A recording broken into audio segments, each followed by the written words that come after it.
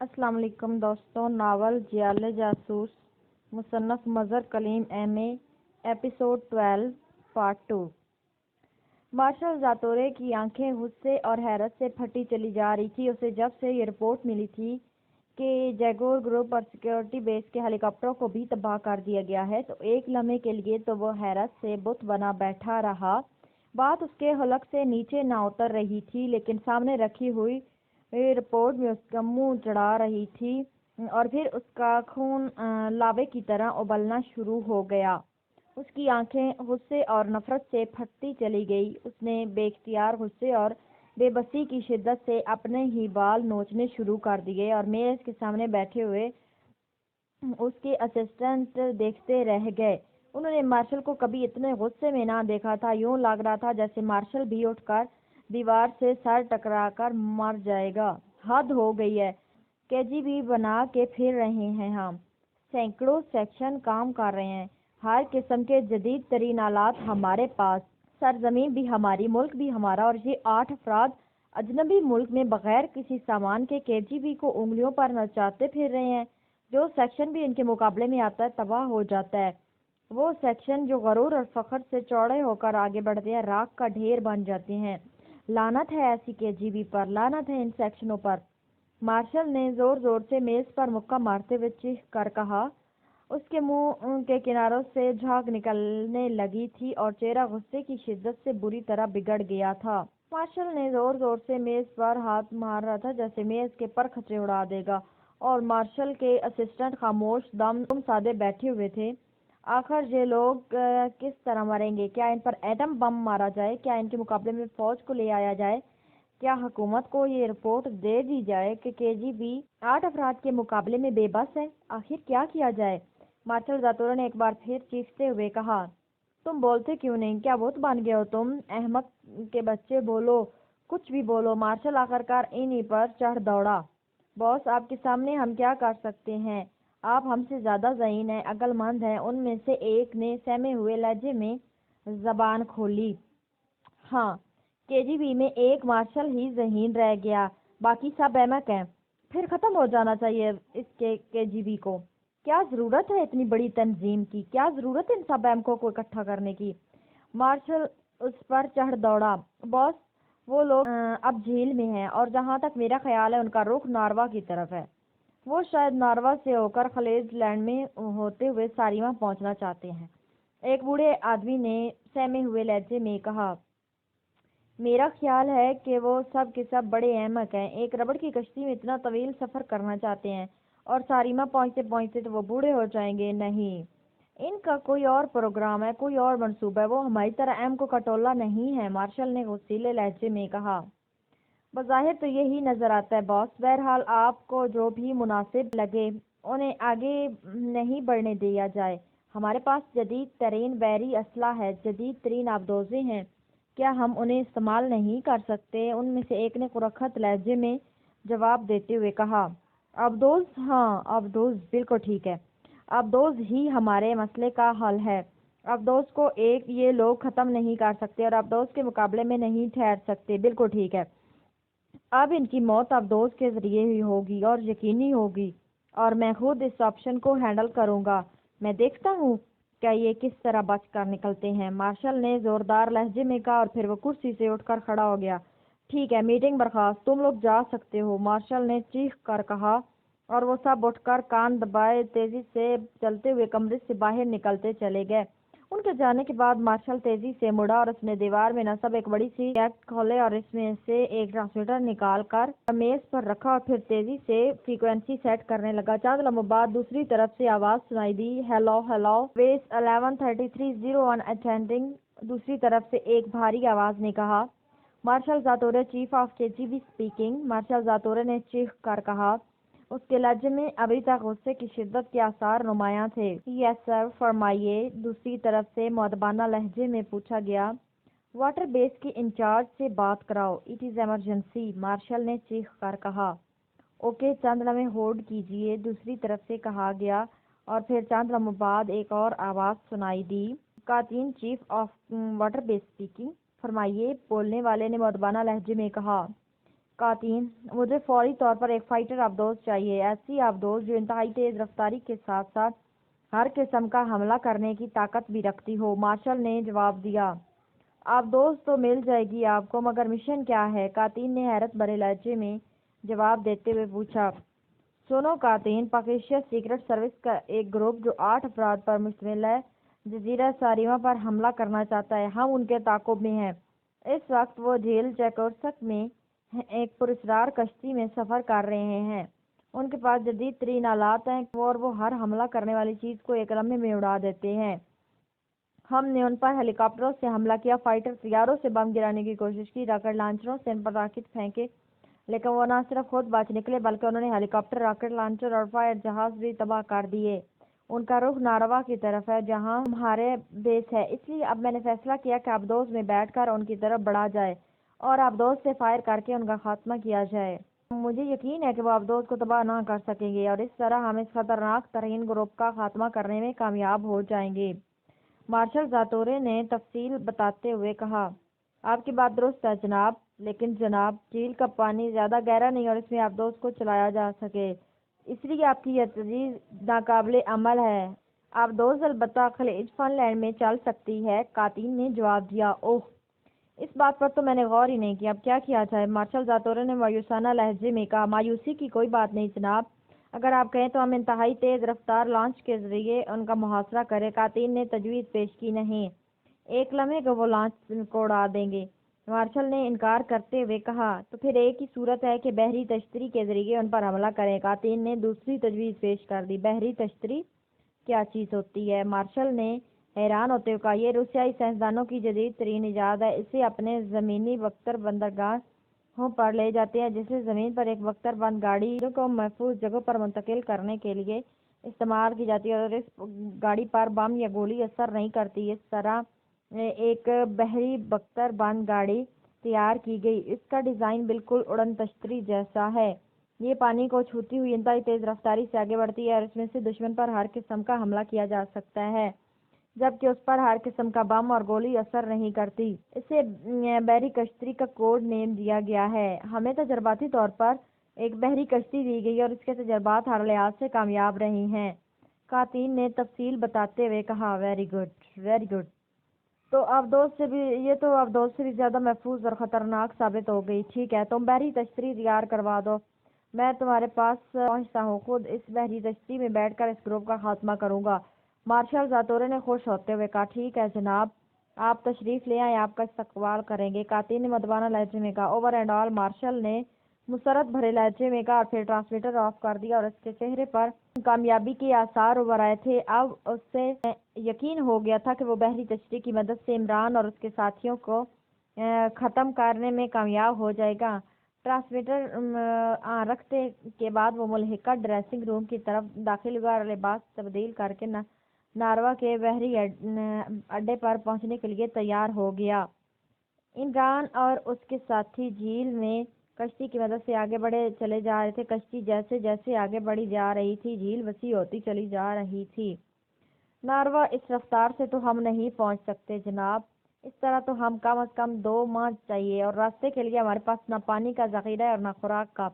Hermann نے ایک بار پھر اعتراض کرتے ہوئے کہا، تم فکر نہ کرو، جب تمہیں پیاس اور بھوک لگی مجھے بتا دینا، میں ایک لمحے میں تمہاری بھوک اور پیاس بھی مٹا دوں۔ عمران نے مسکراتے ہوئے کہا۔ وہ کیسے جناب؟ ہرمن نے حیرانگی سے پوچھتے ہوئے کہا۔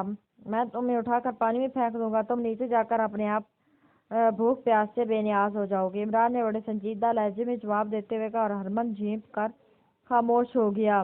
ہرمن صحیح کہہ رہا ہے، آخر تم کیا چاہتے ہو؟ اس طرح کشتی میں سفر تو سرین خودکشی ہے اور میں اس خودکشی کے حق میں نہیں ہوں۔ تنویر جو خاموش بیٹھا تھا آخرکار بول پڑا اور اس کے لہجے میں خاصی کرختگی تھی۔ حق میں نہیں تو مزاحمت میں ووٹ دے دینا، میں نے تمہیں روکا ہے؟ عمران نے جواب دیا۔ لیکن عمران صاحب، آخر آپ نے کیا کرنا ہے؟ کچھ ہمیں بھی تو بتائیں۔ اس بار صفدر اور کیپٹن شکیل دونوں ہی بول پڑے۔ بھائی، پہلے میں نے کبھی سوچا ہے؟ جواب سوچوں گا، بس خدا کے سہارے چلی جا رہی ہے۔ تم نے دیکھا ہے کہ جس بس کا ہر پرزہ ڈھیلا ہے اس پر لکھ دیا جاتا ہے کہ خدا کے سہارے چلی جا رہی ہے، اور وہی چلی جا رہی ہوتی ہے۔ عمران نے جواب دیا، کیوں ہم کشتی کو کنارے پر لے جائیں اور وہاں کیوں نہ ہم کسی آبادی اور میں چلے جائیں اور وہاں خوراک اور پانی حاصل کریں تاکہ سفر پرامن گزر سکے، ہرمن نے تجویز پیش کرتے ہوئے کہا، اور وہاں KGB کے کسی سیکشن کے ہتھے چڑھ کر اپنے انجام کو پہنچ جائیں۔ عمران نے برا سا منہ بناتے ہوئے کہا، ہاں خطرہ تو ہے، لیکن یہ خطرہ تو بہرحال ہمیں مول لینا ہی پڑے گا، اس کے سوا اور کوئی چارہ نہیں، ہرمن نے جواب دیا۔ میرے پاس بھوک اور پیاس مٹانے والی گولیاں موجود ہیں، گولیوں کے سہارے 15 روز تک بغیر کچھ کھائے پیے سفر کر سکتے ہیں، اس لیے گھبرانے کی کوئی بات نہیں ہے۔ عمران نے سنجیدہ لہجے میں کہا، اور 15 دن کے بعد کیا کریں گے؟ کیا ایک دوسرے کا خون پیئیں گے اور ایک دوسرے کا گوشت کھائیں گے؟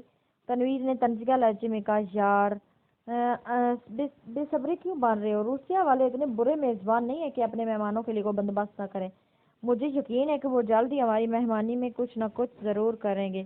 عمران نے سر ہلاتے ہوئے کہا، پھر اس سے پہلے کوئی عمران کی بات کا جواب دیتا اچانک صفدر چیخ پڑا، عمران صاحب، ایک دھبا سا پانی پر تیرتا ہوا ہماری طرف آ رہا ہے۔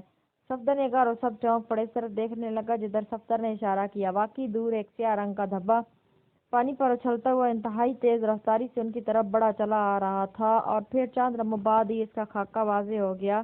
یہ اڑن تشتری قسم کی کوئی چیز تھی جو پانی پر اچھلتی ہوئی تیزی سے ان کی کشتی کی طرف بڑھی چلی آ رہی تھی۔ پانی میں غوطے لگاؤ، گہرے پانی میں، ایمرجنسی آکسیجن کیپسول منہ میں ڈالو، جلدی کرو، عمران نے چیخ کر کہا، اور ان سب نے جیبوں میں ہاتھ ڈال کر چھوٹے چھوٹے کیپسول نکالے اور انہیں منہ میں ڈال لیا، اور وہ پھر کشتی سے چھلانگیں لگا کر پانی میں چلے گئے، اور تیزی سے کشتی دور ہٹتی چلی گئی۔ جھیل کے شفاف پانی میں باہر کا منظر صاف نظر آ رہا تھا۔ پھر تھوڑی دیر بعد انہوں نے اڑن تشتری قسم کی چیز کو اپنے سر سے اوپر سے ہوتے ہوئے دیکھا۔ اڑن تشتری میں سے سرخ رنگ کی ایک شعاع نکلی اور ان کی کشتی پر جیسے وہ شعاع پڑی کشتی کو آگ لگ گئی اور وہ پانی پر ہی دھڑا دھڑ جلنے لگی۔ تشتری اب کشتی کے گرد تیزی سے چکر کاٹ رہی تھی، اس کی سپیڈ اتنی تیز تھی کہ اس کی نگاہ نہ پڑتی تھی، وہ پلک جھپکنے میں ادھر سے ادھر اور ادھر سے ادھر پہنچ جاتی تھی، اور پھر تشتری میں سے بم پانی کے اندر پھینکے جانے لگے۔ یہ بم پانی کے اندر گرتے خوفناک دھماکوں سے پھٹ جاتے اور ان کے پھٹنے سے پانی یوں الٹ پلٹ جاتا جیسے زبردست طوفان آ گیا ہو۔ عمران اور اس کے ساتھی کشتی سے کافی دور تھے، اس لیے وہ ان بموں سے پیدا ہونے والے طوفانوں سے فی الحال بچے ہوئے تھے، اور پھر اچانک ایک بم اس جگہ گرا جہاں ہرمن تیر رہا تھا۔ بم پھٹتے ہی پانی میں طوفان ہوا، اور ہرمن بے اختیار اس طوفان کی وجہ سے اچھل کر پانی کی سطح کے اوپر پہنچ گیا۔ اسی لمحے ٹرٹر کی ہلکی آواز پانی کے اندر سے ہوتی ہوئی ان کے کانوں تک پہنچی، اور ہرمن کے جسم کو انہوں نے پانی پر ہی بری طرح اچھلتے دیکھا۔ پانی کا رنگ تیزی سے سرخ ہوتا چلا گیا، اور چند لمحوں بعد ہرمن کا جسم سیدھا ہوا اور وہ ایک لاش کی صورت میں پانی پر تیر رہا تھا، اور عمران کے ساتھیوں نے آنکھیں بند کر لی۔ ان کا ایک ساتھی دشمنوں کا شکار ہو گیا تھا۔ جس انداز میں بم گرائے جا رہے تھے اس سے صاف ظاہر تھا کہ کسی بھی لمحے ان کا بھی ہرمن جیسا حشر ہوگا۔ عمران نے ہرمن کے ہلاک ہوتے غصے سے دانت کھینچ لیے۔ اڑن تشتری نما کشتی کی سپیڈ اتنی تیز تھی کہ وہ اس پینسل فائر بھی نہ کر سکتا تھا، اور پھر فائر کے لیے بھی اسے پانی کی سطح کے قریب جانا پڑا تھا، جس کا خطرہ وہ مول نہ لے سکتا تھا، کیونکہ جھیل کا شفاف پانی اسے فوراً نمایاں کر دیتا اور اڑن تشتری سے اسے فوراً ہلاک کر دیا جاتا۔ عجیب سی صورتحال پیدا ہو گئی تھی جس کا کوئی حل نظر نہ آ رہا تھا۔ وہ اب بس قسمت کے سہارے چلے جا رہے تھے، اور آکسیجن کیپسولوں کی وجہ سے وہ اتنی دیر پانی کے اندر رہ رہے تھے اور ان کا دم نہ گھٹ رہا تھا، لیکن عمران جانتا تھا کہ یہ کیپسول زیادہ دیر تک ساتھ نہ دیں گے، اور پھر یا تو وہ ڈوب کر مر جائیں گے یا پھر انہیں سانس لینے کے لیے سطح پر جانا پڑے گا اور پھر انہیں شکار کر لیا جائے گا۔ لیکن اس نئے حربے سے نپٹنے کا بھی کوئی نظریہ نظر نہ آ رہا تھا۔ عمران کے تصور میں بھی نہ تھا کہ KGB اس قسم کا حربہ استعمال کریں گی۔ ان کا خیال تھا کہ وہ کسی لالچ میں پڑ جائیں گے اور پھر آسانی سے اس لانچ پر قبضہ کر لیا جائے گا۔ یہ تو بالکل ہی نئی اور انوکھی چیز مقابلے میں لے آئے تھے۔ بم مسلسل گرائے جا رہے تھے، لیکن ان کی خوش قسمتی تھی کہ وہ ان بموں کی رینج سے کافی دور تھے۔ ہرمن سیف ان کے ہتھے چڑھ گیا تھا، اور پھر اچانک بم برسنے بند ہو گئے۔ عمران اور اس کے ساتھی چونک پڑے۔ پانی میں زبردست ہلچل ابھی تک موجود تھی، اور اس کے ساتھی کسی نئے حربے کے لیے تیار ہو گئے۔ پھر انہوں نے اس بحری کشتی کو کافی فاصلے پر پانی کی سطح پر رکتے ہوئے دیکھا، اور اس سے پہلے کہ عمران اس کشتی کو ہٹ کرنے کے لیے کوئی ترکیب سوچتا، اس بحری کشتی کا پرندہ کھلا اور بہت سے غوطہ خور پانی میں اترتے چلے گئے۔ ان کی اترتے ہی پانی میں چلنے والی مخصوص گنیں موجود تھی، وہ वो मुकम्मल गोताखोरी के लिबास में मौजूद थे। पानी में वो इस तरह बढ़े जिधर इमरान और उसके साथी मौजूद थे। इमरान उनके नीचे उतरते ही तैयार हो गया। उसने फिर जेब में हाथ डालकर एक छोटा सा कैप्सूल निकाला और इसे अंगूठे की मदद से तोड़कर पानी में डाल दिया। इस कैप्सूल के डलते ही पानी का रंग तब्दील होता चला गया। अब पानी का रंग सतह के नीचे गाढ़ा होता चला जा रहा था और इसका फैलाव खासे रकबे में था। इस तरह कश्ती में बैठे अफराद ज़ेर-ए-आब कार्रवाई को चेक न कर सकते थे। और इमरान ने हाथ हिलाकर अपने साथियों को मखसूस इशारा किया और तेजी से चक्कर काटकर इन गोताखोरों की पुष्ट पर फैलते चले गए। थोड़ी ही देर में वो इन्हें कवर कर चुके थे और फिर पानी में हौलनाक जंग जारी हो गई। और इमरान और उसके साथी शार्क मछली की तरह इन गोताखोरों पर झपट पड़े। इमरान ने बड़ी फुर्ती से एक हमलावर के ऑक्सीजन सिलेंडर का वाल्व बंद कर दिया और इस तरह गोताखोर बुरी तरह तड़पने लगा और इमरान उसे जकड़े रखा। चंद लम्हों बाद ही उसका जिस्म ढीला पड़ता चला गया और इमरान ने बड़ी फुर्ती से पानी के अंदर ही उसका गोताखोरी का सामान और लिबास उतारना शुरू कर दिया। फिर उसने उसे अपने लिबास पर चढ़ाकर ऑक्सीजन कैप भी मुंह पर चढ़ा दी और वाल्व खोल दिया। अब वो आसानी से सांस ले सकता था। उसके बाद वो दूसरों की तरफ मुतवज्जो हुआ। उसने देखा कि तनवीर, सफदर, कैप्टन शकील और नौमानी ने भी एक एक आदमी पर काबू पा लिया है, लेकिन सिद्दीकी और चौहान तक अभी अपने मुखालफों से लड़ने में मसरूफ थे। इमरान ने अपने हरीफ से छीनी हुई गन सीधी कर ली और फिर उसने बड़ी फुर्ती से फायर करने शुरू कर दिए। उसने सबसे पहले तो सिद्दीकी और चौहान के हरीफों को ढेर किया और फिर बाद में बाकी साथियों के हरीफों को। इन सब के ख़त्म होते इमरान के इशारों पर उन्होंने इनके लिबास और ऑक्सीजन कैप पहनने शुरू कर दिया। अब ये मसला था कि इन लाशों को ठिकाने लगाने का, क्योंकि इनका साथ समुद्र पर जाना इन सब के लिए खतरनाक साबित हो सकता था। चौथे इमरान ने इन लाशों पर बेतहाशा फायरिंग शुरू कर दी और इसके साथ ही बाकी साथियों ने भी। पानी के अंदर यूं लगता था जैसे जबरदस्त जंग जारी हो। और फिर देखते ही देखते गनों से उनके हरीफों के जिस्म के टुकड़े उड़ा दिए गए और ये टुकड़े पानी के साथ होते हुए सतह की तरफ बढ़े, फिर सतह झील पर फैलते चले गए। अब इमरान ने अपने साथियों को अपने पीछे आने का इशारा किया और वो सब एक दूसरे के पीछे तैरते हुए तेजी से इस बहरी कश्ती की तरफ बढ़ते चले जा रहे थे जो एक तरफ दूर पानी पर रुकी हुई थी।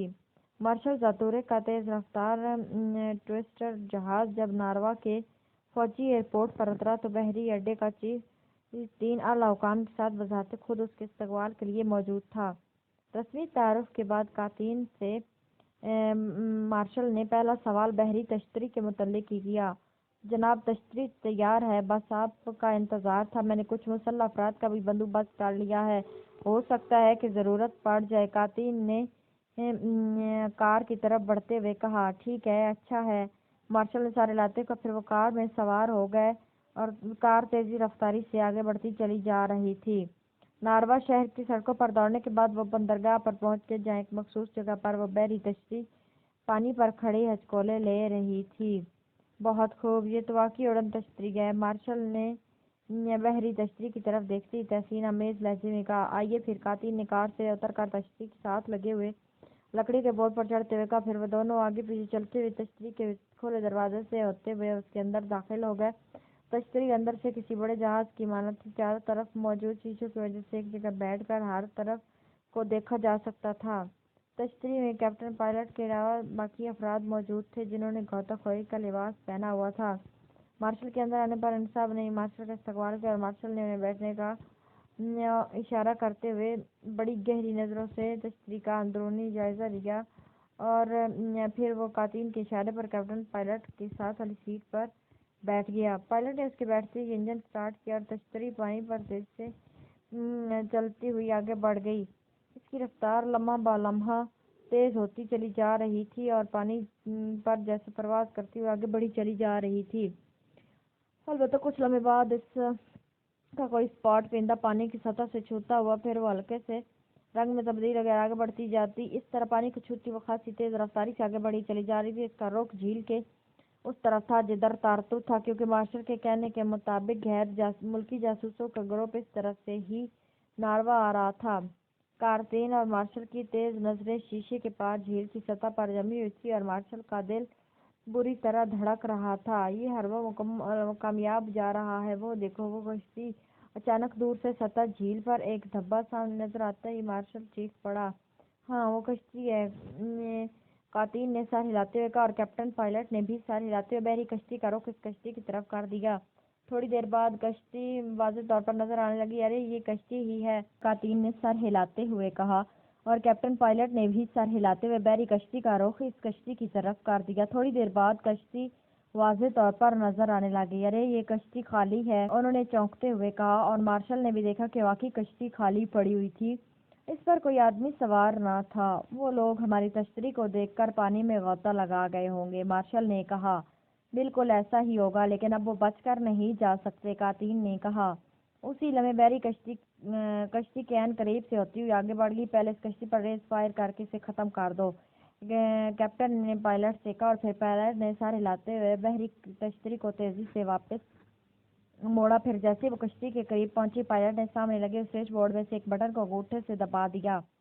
بٹن دبتے ہی کشتی کی سائڈ سے سرخ رنگ کی تیز شعاع نکل کر کشتی پر پڑی، اور دوسرے لمحے کشتی کو آگ لگ گئی اور وہ دھڑا دھڑ جلنا شروع ہو گئی۔ بحری تشتری کو پائلٹ نے اس کشتی کے گرد گھمانا شروع کر دیا۔ جھیل کا پانی گوشت شفاف تھا، لیکن اس میں سے زیادہ گہرائی تک نظر نہ آتا تھا، اور پھر تشتری کی رفتار بھی اتنی تیز تھی کہ کچھ دکھائی ہی نہ دے رہا تھا۔ یہ لوگ یقیناً کشتی کے ارد گرد ہی پانی میں موجود ہیں، انہیں پانی کے اندر ہی ہلاک کر دو، مارشل نے چیخ کر کہا، اور قاتین نے پائلٹ کو راکٹ بم پانی میں فائر کرنے کا حکم دیا، اور پھر تیزی سے مختلف بٹن دبانے شروع کر دیے۔ دوسرے لمحے تشتری سے بم نکل کر پانی میں گرنے لگے۔ پانی میں زبردست دھماکے ہو رہے تھے، اور جس جگہ راکٹ بم گرتا تھا یوں لگتا تھا جیسے خوفناک طوفان آ گیا ہو۔ پائلٹ کشتی کے گرد مختلف جگہوں پر مسلسل بم پھینکتا چلا جا رہا تھا، اور پھر اچانک ہی اس نے ایک اور بٹن دبا دیا، اور دوسرے لمحے مارشل اور قاتین نے ایک آدمی کو سطح پر اچھلتے دیکھا۔ جیسے وہ آدمی اچھلا، پائلٹ نے جو بٹن دبایا تھا، کشتی کے بائیں ٹائر کی تیز آواز سے مشین گونجی، اور اس آدمی کے جسم میں بے شمار سوراخ ہوتے چلے گئے، اور اس کے خون سے پانی رنگین ہوتا چلا گیا۔ وہ مارا گیا، ویری گڈ، اس طرح ان سب کو ہلاک کر دو، ایک بھی بچ کر نہ جائے، مارشل نے خوشی سے چیختے ہوئے کہا۔ ایک آدمی کے ہلاک ہونے سے وہ اس طرح خوش ہوا تھا جیسے اس نے کوئی ناقابل تسخیر قلعہ فتح کر لیا ہو۔ بم ابھی تک مسلسل گر رہے تھے، اور پھر اچانک ٹھس ٹھس کی آوازیں نکلنے لگی۔ پائلٹ نے چونک کر بٹن آف کر دیے۔ راکٹ بم ختم ہو گئے ہیں جناب، پائلٹ نے کہا۔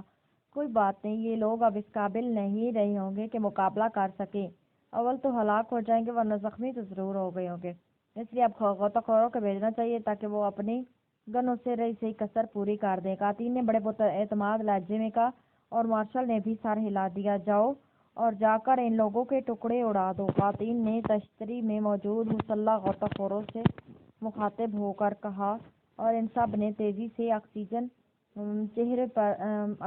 ماسک چہرے پر چڑھانے شروع کر دیے۔ اس کے بعد پائلٹ نے تشتری کو ایک جگہ روکا، اور پھر بٹن دبا کر اس کا پہندہ کھول دیا، اور غوطہ خور گن اٹھائے پانی میں اترتے چلے گئے۔ ان سب کے جانے کے بعد پائلٹ نے دوبارہ پہندہ بند کر دیا۔ اب ان کی نظریں پانی پر جمی ہوئی تھیں، اور وہ تیزی سے آگے بڑھتے انہیں دیکھ رہے تھے، مگر اسی لمحے پانی کا رنگ تیزی سے بدلتا چلا گیا، یوں لگ رہا تھا جیسے سطح کے نیچے سیاہی پھیلتی چلی گئی ہو، اب انہیں زیادہ دور تک کچھ دکھائی نہ دے رہا تھا۔ یہ کیا ہوا؟ پانی کا رنگ کیوں بدل گیا؟ مارشل نے بری طرح چونکتے ہوئے کہا، میرا خیال ہے کہ ایسا راکٹ بموں کے پھیلنے کی وجہ سے ہوا ہے، قاتین نے جواب دیا، اور مارشل کے چہرے پر پھیلی ہوئی شکنیں دور ہوتی چلی گئی۔ وجہ واقعی معقول تھی، پانی کے اندر ہلچل بدستور موجود تھی، انہیں کچھ پتہ نہ چل رہا تھا کہ اندر کیا ہو رہا ہے۔ راکٹ بموں سے غوطہ خوروں سے اور وہ لوگ مسلح غوطہ خوروں کا مقابلہ نہ کر سکتے تھے، اور پھر وہی ہوا، انہوں نے پانی کے گرد لبکتے دیکھے، اور ساتھ ہی پانی میں ہلچل زیادہ ہو گئی، یوں لگ رہا تھا جیسے اندر مسلسل فائرنگ ہو رہی ہو۔ ویری گڈ، ہمارے آدمی فائر کر رہے ہیں، یقیناً وہ کامیاب لوٹیں گے، مارشل زاتورے نے خوشی سے اچھلتے ہوئے کہا۔ ان کے ناکام واپس آنے کا سوال ہی پیدا نہیں ہوتا جناب، یہ تو 7 افراد تھے، ہمارے آدمی تو پوری فوج کا ڈھیر کر سکتے ہیں، قاتین نے بڑے طنزیہ لہجے میں کہا، اور دوسرے لمحے وہ دونوں چونک پڑے، کیونکہ پانی کی سطح پر خون کے ساتھ ساتھ انسانی جسموں کے ٹکڑے تیرنے لگے تھے، اور اب خواہ پریشان تھے جناب، یہ لوگ تو انتہائی آسان شکار نکلے، قاتین نے کہا، اور مارشل کا چہرہ بگڑ گیا، وہ سمجھ گیا تھا کہ قاتین اس پر طنز کر رہا ہے۔ طنز کرنے کی ضرورت نہیں قاتین، تم جدید ترین بحری تشتری میں بیٹھے یہ بات کر رہے ہو، اگر تم عام سی لانچ پر ہوتے تو پھر دیکھتے کہ یہ شیطان صرف لوگ تمہارا اور تمہارے آدمیوں کا کیا حشر کرتے ہیں، مارشل نے کرخت لہجے میں کہا۔ ویری سوری آپ تو ناراض ہو گئے، میرا مطلب یہ نہیں تھا جناب، قاتل نے معذرت بھرے لہجے میں کہا۔ ظاہر ہے وہ KGB کے چیف کو ناراض نہیں کرنا چاہتا تھا، وہ اس کے اختیارات سے بخوبی واقف تھا۔ وہ دیکھو ہمارے آدمی آ رہے ہیں، مارشل نے چونک کر کہا، اور قاتل بھی چونک کر ادھر دیکھنے لگا۔ واقعی ساتوں غوطہ خور ہاتھوں میں گنیں سنبھالے بڑی تیزی سے تیرتے ہوئے بحری جہاز کی طرف بڑے چلے آ رہے تھے۔ چلو شکر ہے ہمارا ایک آدمی بھی ضائع نہیں ہوا، مارشل نے خوش ہوتے ہوئے کہا، اور قاتل نے مسرت بھرے انداز میں سر ہلا دیا۔ جب غوطہ خور تشتری کے نیچے پہنچے تو پائلٹ نے بٹن دبا کر پردہ کھول دیا اور وہ ساتوں اچھل کر تشتری میں بیٹھ گئے، اور کے اندر آنے کے بعد پائلٹ نے پرندے کا راستہ دوبارہ بند کر دیا۔ کیا ہوا؟ کیا سب ختم ہو گئے؟ کوئی بچ تو نہیں گیا؟ مارشل اور قاتل نے چیخ کر غوطہ خوروں سے مخاطب ہو کر کہا۔ صرف آپ تینوں بچ گئے ہیں، باقی سب خیریت ہے۔ اچانک ایک غوطہ خور نے منہ سے آکسیجن سے ہٹاتے ہوئے کہا، اور اس کی آواز سنتے ہی مارشل اور قاتل بری طرح اچھل پڑے۔ مارشل کا چہرہ یکدم سفید ہو گیا تھا اور قاتل کے چہرے پر حیرت ہی حیرت تھی۔ تم عمران، تم؟ مارشل نے خوف اور حیرت سے اکڑاتے ہوئے کہا۔ جناب مارشل صاحب، دوبارہ ملاقات پر بڑی خوشی ہوئی، عمران نے بڑے لکھنوی انداز میں سر جھکاتے ہوئے کہا۔ قاتل نے پھرتی سے جیب میں ہاتھ ڈالنا چاہا، مگر اسی لمحے عمران نے ہاتھ میں پکڑی ہوئی گن سے شعلہ نکالا اور قاتل کو چیخنے کا بھی موقع نہ دیا، اور وہ اچھل کر کرسی سے نیچے جا گرا۔ اس کی کھوپڑی ٹکڑوں میں تبدیل ہو چکی تھی۔ اگر کسی نے حرکت کی، دونوں اپنے ہاتھ سر پر رکھ لو، عمران نے اونچا سا بولتے ہوئے کہا۔ مارشل اور پائلٹ دونوں نے قاتل کو دیکھ کر اپنے ہاتھ سر پر رکھ لیے۔ ان دونوں کو باندھ دو اچھی طرح، عمران نے چیخ کر کہا، اور اس کے ساتھی تیزی سے آگے بڑھے۔ پھر انہیں تشتری کے ایک کونے میں نائلون کی رسی پڑی ہوئی نظر آ گئی۔ انہوں نے بڑی پھرتی سے رسی کی مدد سے ان دونوں کو اچھی طرح جکڑ دیا۔ دیکھو مارشل زاتورے، سچویشن کیسے پلٹتی ہے۔ مجھے خود تمہارا انتظار تھا، مجھے معلوم تھا کہ اس ربڑ کی کشتی میں اتنا طویل سفر نہیں کیا جا سکتا، اور تمہارا شکریہ کہ تم ہمارے لیے ایسی شاندار چیز لے آئے ہو، بہت بہت شکریہ۔ عمران نے آگے بڑھ کر پائلٹ سیٹ پر بیٹھتے ہوئے کہا۔ تم انسان نہیں ہو، شیطان ہو، مافوق الفطرت ہو، مارشل نے گڑگڑاتے ہوئے کہا۔ ایسی کوئی بات نہیں، اگر ایسی بات ہوتی تو تمہارا ایک ساتھی تمہارے ہاتھوں ہلاک نہ ہوتا۔ بس فرق صرف اتنا کہ ہم 10 کروڑ بے گناہ افراد کی سلامتی کے لیے لڑ رہے ہیں، جبکہ تم ان 10 کروڑ بے گناہ عوام کے خاتمے کے لیے کام کر رہے ہو، اور اللہ تعالیٰ ہمیشہ مظلوموں کی مدد کرتا ہے، عمران نے کہا، اور پھر اس نے تشتری کے پائلٹ بورڈ کو غور سے دیکھنا شروع کر دیا۔ وہ اسے سمجھ لینا چاہتا تھا۔ پھر اس نے مختلف بٹن دبانے شروع کر دیے، پھر جلد ہی تشتری کو آگے بڑھانے، گھمانے اور اسے پوری طرح ہینڈل کرنے میں کامیاب ہو گیا۔ یہ کام جو ہے نا، اس کا مارشل مجھے تو کوئی عام سا آدمی نظر آ رہا ہے۔ عمران نے مسکراتے ہوئے مارشل سے کہا۔ معمولی آدمی؟ یہ قاتل ہے، تم اسے معمولی آدمی کہہ رہے ہو؟ مارشل نے طنزیہ لہجے میں جواب دیتے ہوئے کہا۔ بہت بہت شکریہ، واقعی بڑا عام آدمی، اور میں یہی جاننا چاہتا تھا، اس لیے میں نے اسے معمولی سا آدمی کہا تھا، تاکہ تم جوش میں آ کر اس کی اصلیت اور حیثیت بتا دو۔ عمران نے مسکراتے ہوئے جواب دیا۔ اس نے مارشل کی نفسیات سے پورا فائدہ اٹھایا تھا۔ تم شیطان ہو، تم بہت برے شیطان ہو، میں تمہیں کچا کھا جاؤں گا، مارشل نے بے اختیار دانت پیستے ہوئے کہا۔ شکیل صاحب، اس قاتل کا میک اپ کر لو، اس کا قد بت تمہارے جتنا ہے، اور چوہان تم اس پائلٹ کا روپ دھار لو، یہ عین تمہاری طرح ہی ہے۔ میں مارشل کو خود بدلوں گا، شیطان سے انسانوں کی صف میں شامل ہو جاؤں، عمران نے بات کرتے ہوئے کہا، اور پھر انہوں نے غوطہ خوری کے لباس اتار کر جیبوں سے میک اپ کا باکس نکالے، اور ان کے ہاتھ تیزی سے چلنے لگے۔ چند لمحوں بعد ہی وہ ایک دوسرے کے میک اپ میں آ گئے، اور پھر ان میں سے مارشل چوہان نے پائلٹ کا اور شکیل نے قاتل کا لباس بھی پہن لیا۔ قاتل کے چونکہ سر میں گولی لگی تھی، اس لیے اس کا لباس محفوظ تھا، اور پھر عمران نے مارشل کے چہرے پر میک اپ کیا۔ ہاں میرے بھائی، میں تمہارا نام کیا ہے؟ دیکھو میرے اندر کوئی ایسی حصہ ہے کہ اگر تم نے جھوٹ بولا تو مجھے فوراً پتہ چل جائے گا، اور ایسی صورت میں ایک گولی تمہارے لیے کافی ہے، ورنہ دوسری صورت میں یا تو تمہاری جان بخشی کی جا سکتی ہے۔ عمران نے غراتے ہوئے پائلٹ سے مخاطب ہو کر